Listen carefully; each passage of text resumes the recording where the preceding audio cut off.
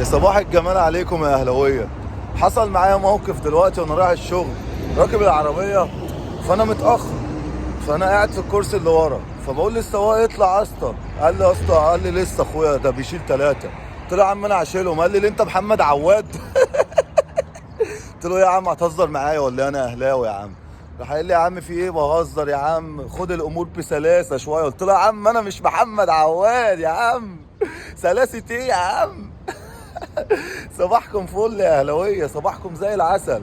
اسامه حسن امبارح طلع بيحلى اقرع عامل لي فيها شيل عبد الوهاب ومقموص من حسام حبيب. والله الولا ميدو بقى، الولا ميدو طلع يقول لك ايه، الزمالك ما بياخدش على قفاه مرتين، ده اخد مرتين على قفاه واتنين على بطنه واتنين في طيبة قلبه.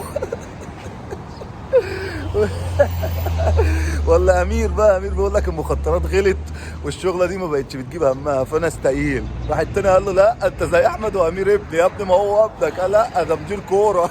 يا بتوع المخدرات، يا بتوع الخيار، يا بليلة يا بليلة يا بليلة. صباحكم فل.